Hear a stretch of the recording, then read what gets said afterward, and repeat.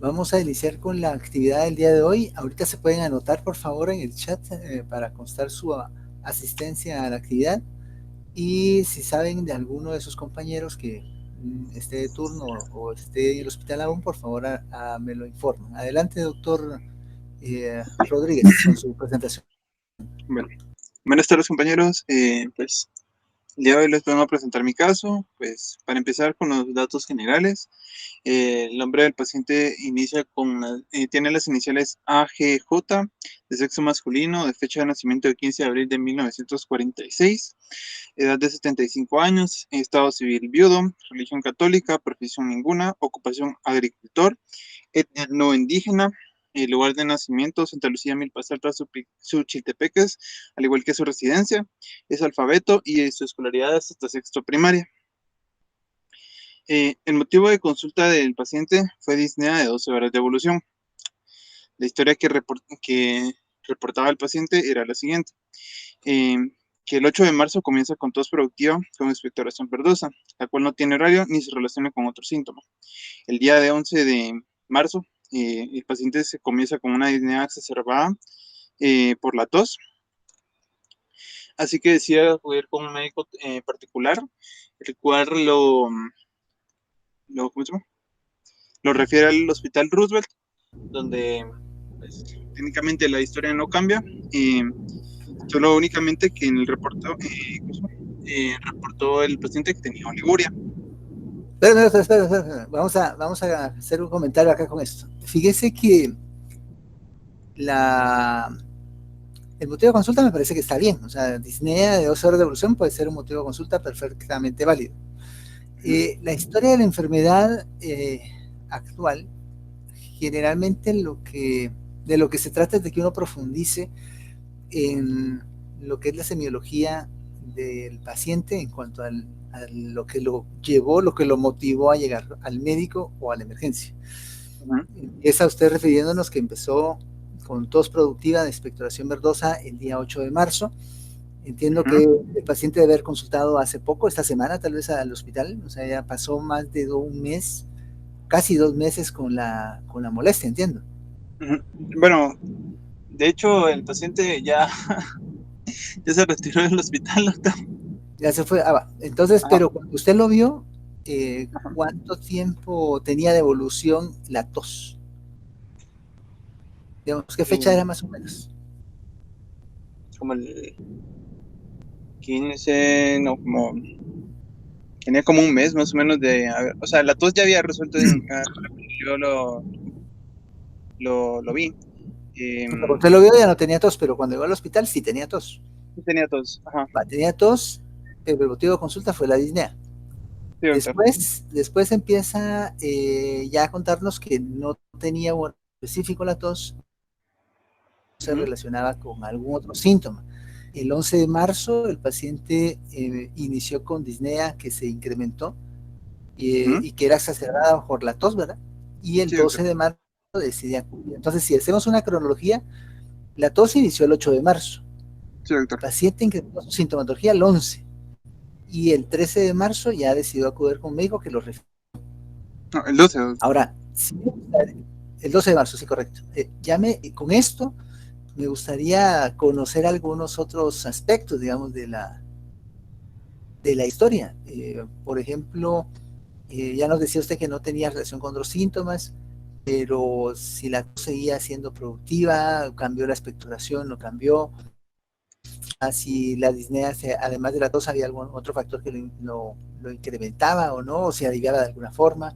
Eh, es un cuadro no tan crónico al final de cuentas, porque pues sí tiene unos 4 o 5 días de evolución, porque nos cuentan aquí con fechas, y Ujú, el médico lo refiere. Ahora, en la otra parte de la historia o de lo que nos comenta acá, tiene que ver con el tema de la oliguria.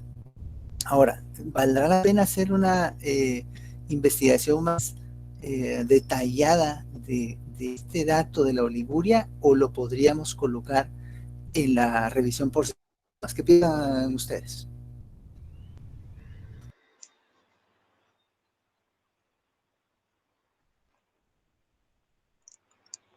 ¿Qué piensa, Esta doctor pregunta, Rodríguez? pues, ¿Sí corresponde poner la oliguria aquí en la historia de la enfermedad actual o correspondería mejor ponerla en revisión por sistemas? revisión por sistema, doctor. ¿Por qué? Porque, ¿cómo se llama? Se tendría que poner en la, ¿cómo se llama? En la sección de geniturinario. Doctor, Bueno, sí podría ser. yo, yo creo que sí podría ir en la historia de la enfermedad actual si se está pensando, por ejemplo, en una enfermedad renal, Mire, pues porque es que tiene, este punto que dice el doctor Toledo es importante. O sea, si usted, dentro de la semiología o la historia que nos está contando, considera que el dato de la oliguria relevancia directa o tiene una relación directa con el cuadro clínico de disnea o respiratorio que el paciente está refiriendo, pues uno sí podría colocarlo en la historia de la enfermedad actual, pero debería de colocar una mayor cantidad de información relacionada con el punto de la oliguria. O sea, no solo decir, mire, tiene oliguria y ya está, sino, bueno, ¿hace cuánto empezó a notar que empezó a reducir su excreto urinario? Cambió las características de la orina, coincidió de alguna forma con la expectoración y la tos, cuánto tiempo llevaba de ese síntoma. Ahora, si uno no considera que esto tenga una relación directa, sino más bien es algo concomitante con el problema que trajo el paciente, entonces sí tendría que ubicarse en el área de revisión por sistema. Recuerden que la revisión por sistemas son todos aquellos signos y síntomas que pueden no necesariamente tener relación con el problema principal del paciente que lo trajo a consultar, pero que pueden ser importantes para la atención integral del mismo. Ahora, vamos a ver qué nos cuenta a continuación y vemos si realmente tiene que ver con la historia o más como revisión por sistemas. Adelante, doctor. Okay, doctor. Bueno, como antecedentes, el paciente no refiere ningún antecedente familiar. Médicos, hiperuricemia diagnóstico hace aproximadamente 35 años, sin tratamiento, quirúrgicos no refiere, alérgicos no refiere, traumático solo refería a una fisura del hueso metacarpiano del dedo pulgar de la mano derecha hace aproximadamente 30 años. Espere, no, pare ahí. Doctor Toledo, usted ya estaba planteando acá alguna posibilidad diagnóstica o de diagnóstico diferencial. ¿Podría plantearnos 3 diagnósticos diferenciales con lo que va de la historia y los antecedentes que conocemos ya del paciente, por favor? la primera que yo pensaría sería una enfermedad renal. Por la disnea podría ser también alguna insuficiencia cardíaca derecha, por ejemplo. Por la tos, la disnea y la tos. Aparte que tiene hiperuricemia, entonces también concordaría con lo mismo. Bueno, entonces tenemos falla renal. ¿Sería una falla renal crónica? ¿Sí? Yo diría que sí. ¿Podría ser un síndrome nefrótico? Eh, ¿Qué le parece esa opción? Síndrome nefrótico, falla renal crónica, hiperuricemia. ¿Le parecería bien, doctor Toledo, o plantearía algún diagnóstico adicional? no, yo diría que sí, sí sería por ese camino.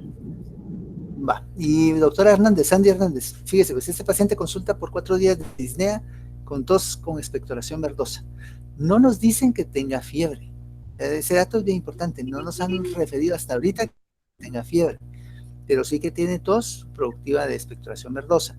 Con ese cuadro clínico y pensando que pudiera tener ya sea una falla cardíaca o una falla renal, ¿qué otras opciones diagnósticas, digamos, de considerar o tomar en cuenta acá?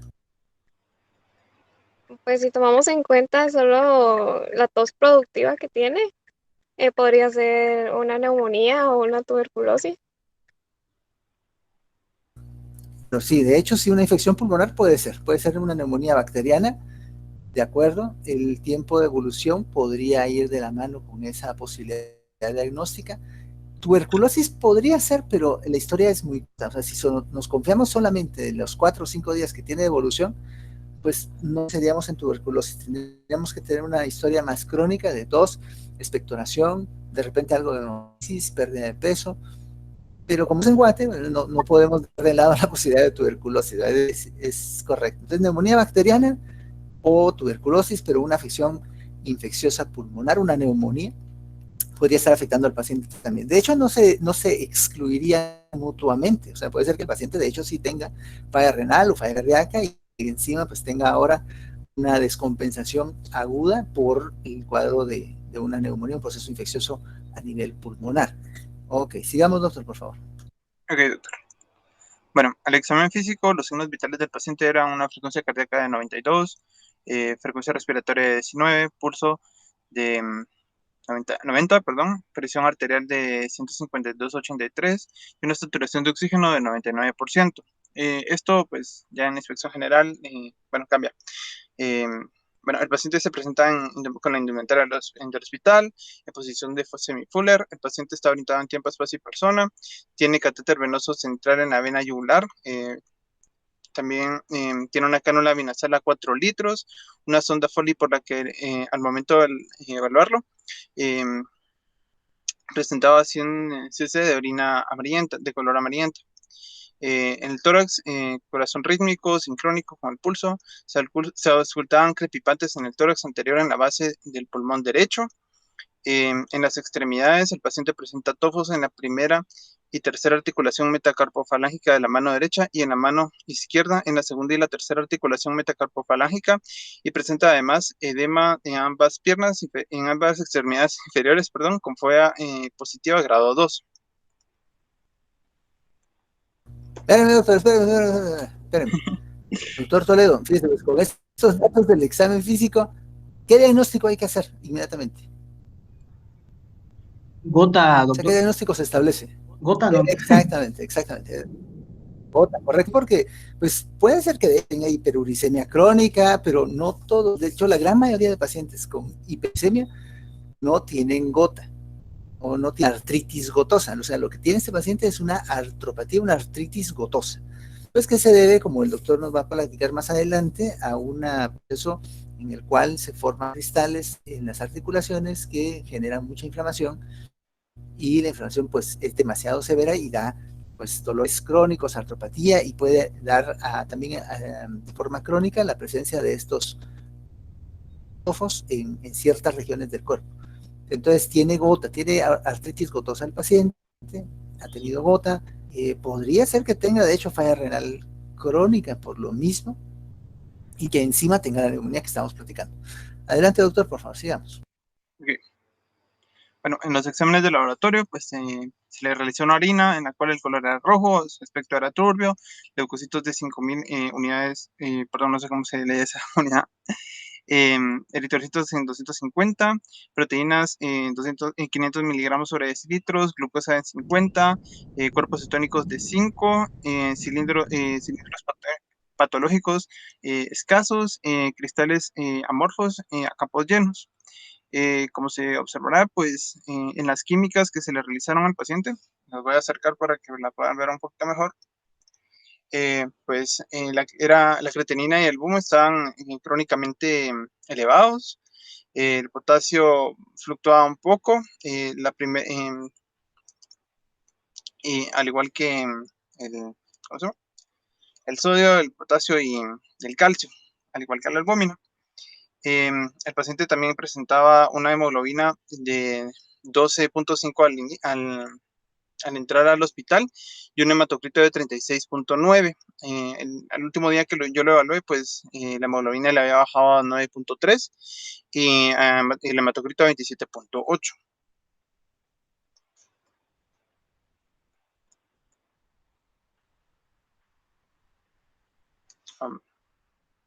¿Sigo? No, sí, solo déjenme ver, vamos a ver. Sí. Bueno, aquí está la opción del doctor Toledo, lo que mencionaban. El paciente pues tiene una falla renal importante. Ahora, el siguiente paso a definir en el manejo del paciente sería si cumple o no criterios de diálisis. ¿Qué dice la doctora Alison Mayorga? A ver qué nos dice la doctora Mayorga, por favor. Hola, doctor, buenas tardes. Pues yo Hola, digo doctora, que mucho sí gusto. tiene criterios de diálisis porque tiene hiperpotasemia, tiene, bueno, tendríamos que ver, diría que sería prudente hacerle unos gases arteriales para ver si, cómo tiene si tiene acidosis metabólica, porque ese también es un criterio de diálisis. Si tiene edema, por si él tendría sobrecarga de volumen, eso también. Pero también por el aspecto de la orina, yo diría que pues, pero no estoy tan segura, doctor. Pero por los datos de la creatinina, que está en 6, y el búmero 88, bueno, esos son los primeros. Bueno, recordémoslo, como usted bien lo comenta, doctora Mayorga, hay criterios absolutos y criterios relativos. Dentro de los criterios absolutos, precisamente los que usted comentaba, la acidosis metabólica, que es refractaria a tratamiento, la hiperpotasemia refractaria a tratamiento, el edema o la anasarca, mejor dicho, el edema del paciente, que es refractario a tratamiento. Pero dentro de los relativos, ahí podemos incluir la presencia de una elevación importante de la creatinina.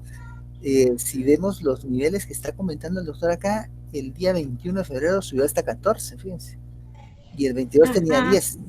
Ahí una elevación muy marcada del nivel de creatinina que podría justificarlo. Encima del paciente sí tiene hiperpotasemia. Vean cómo el 12 de marzo tenía 6.24 y siempre tendió a tener hiperpotasemia. Entonces yo pienso que sí cumple con los criterios para hacerle soporte dialítico. Cuando se utiliza este tipo de intervención y se hace de urgencia o de emergencia, casi siempre optamos por la opción de la hemodiálisis como terapia de reemplazo renal.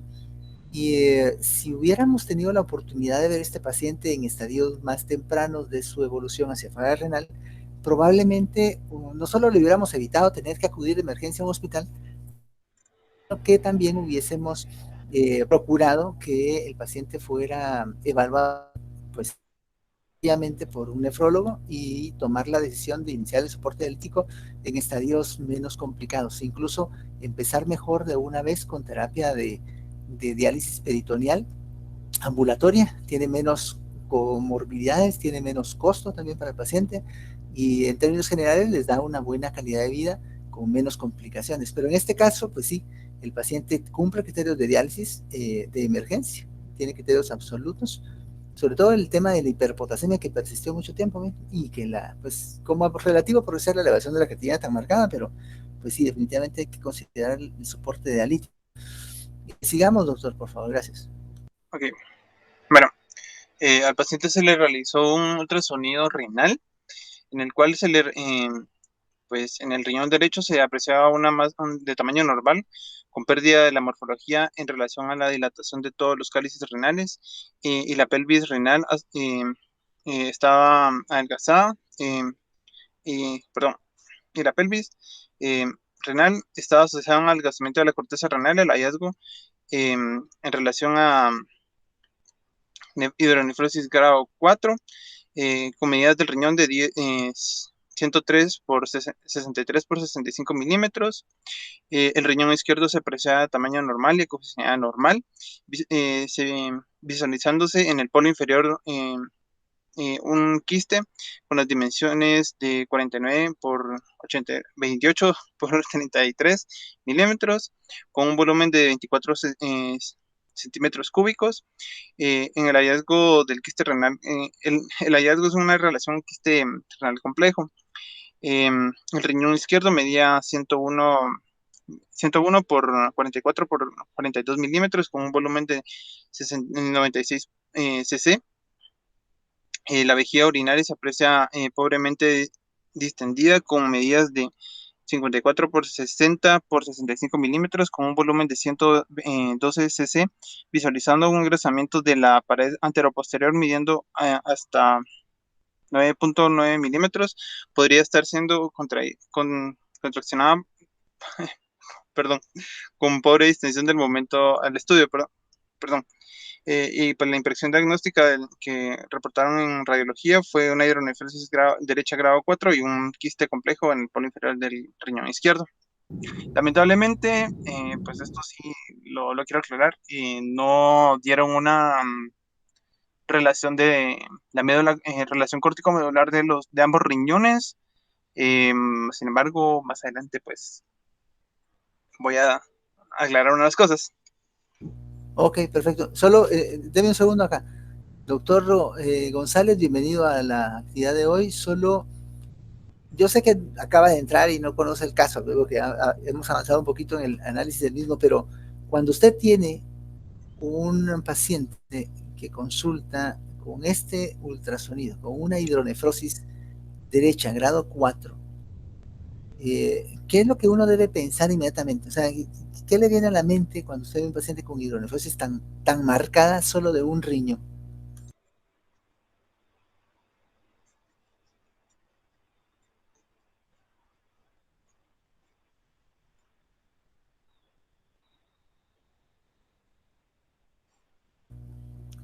Williams, ¿está por ahí?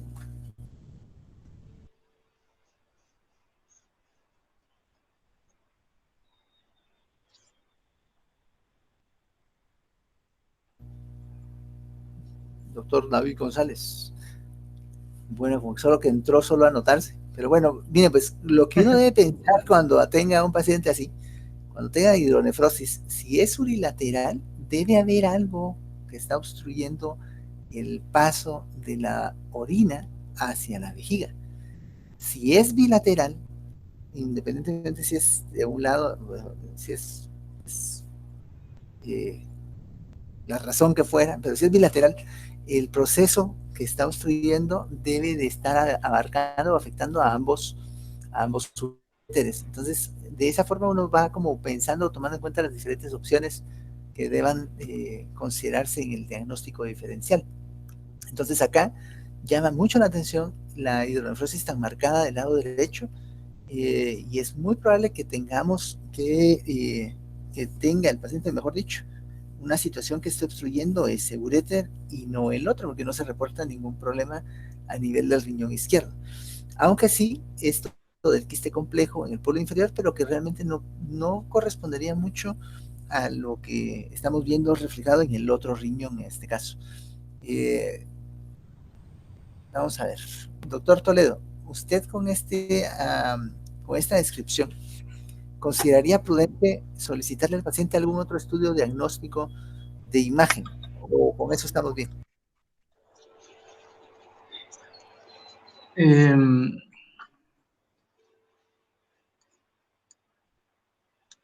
Yo diría que de imagen ya no.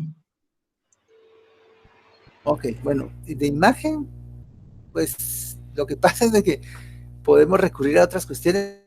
Hay una limitante y es el hecho de que tiene falla renal tan seria, pues tan severa, y recordemos que si quiero hacer una pielotomografía o algún otro estudio tomográfico, el medio de contraste puede hacer que el riñón se dañe más, pero bueno, ya está en soporte dialítico, me imagino, no sé, nos ha dicho el doctor, debería estar en diálisis. Entonces uno podría tomar la decisión de pedirle una tomografía, una pielotomografía, una urotomografía para definir mejor qué está sucediendo en esas vías urinarias y procurar diagnosticar o encontrar si existe algo que pueda corregirse desde el punto de vista quirúrgico o que necesite corregirse. Pero bueno, esa es una opción que podríamos tomar en cuenta. Continuemos, doctor, por favor. Bueno, doctor, al final, bueno, usted tiene razón. De hecho, sí le iban a hacer una tomografía, una Eurotac, perdón, pero el paciente se desesperó y pues agarró sus cositas y se fue. ¿Cuánto tiempo estuvo hospitalizado? ¿Verdad?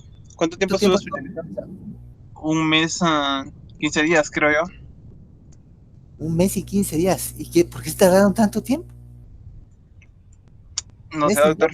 Eso sí, no sé.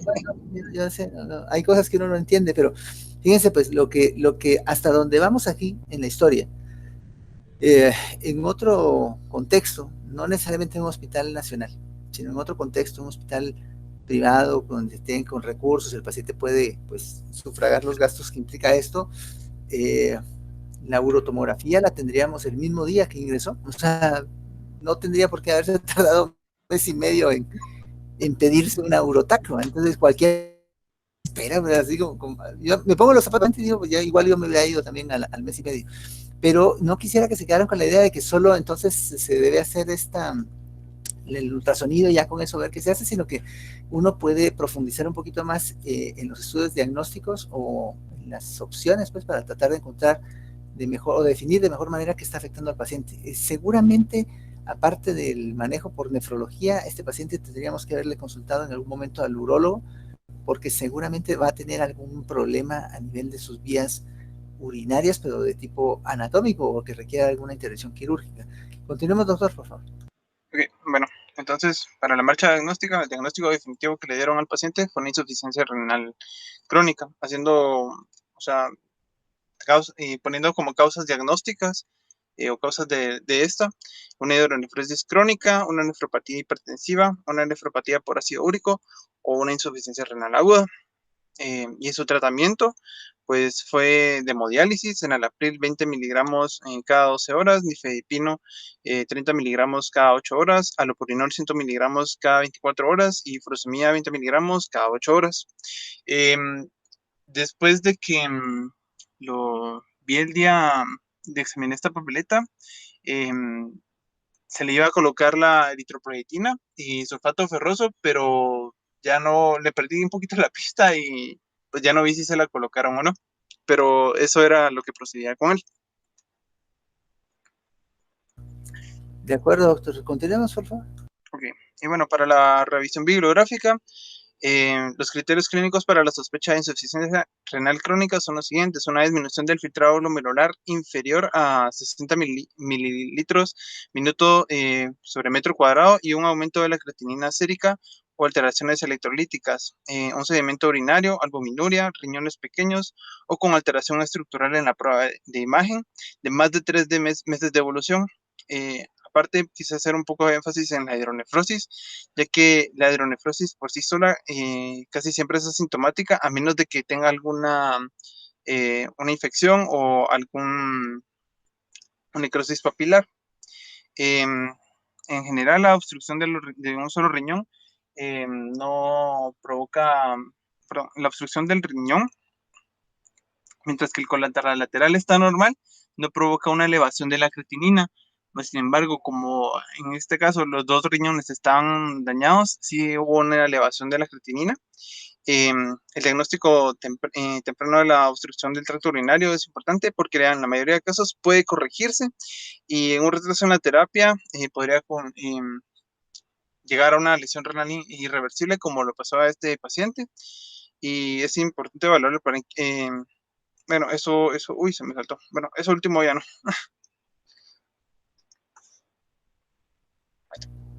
¿Cómo así que no? No, es que es importante hablar del parénquima, el adelgazamiento cortical, o sea, la relación córtico-medular, pero eso no lo iba a colocar. Ok, bueno, miren, tal vez el mensaje más importante que yo me llevaría a casa, como dicen ahí los que dan conferencias en los congresos, el mensaje tal vez más importante que yo quisiera que nos quedara es que este tipo de complicaciones son, la verdad, totalmente prevenibles. O sea, si un paciente que tiene una artropatía, una artritis gotosa, que tiene hiperuricemia crónica, pero que se pone en control y en seguimiento, lo primero que uno debería buscar es evitar que desarrolle falla renal. Generalmente estos pacientes hacen falla renal por tubulopatía, por una tubulopatía obstructiva crónica.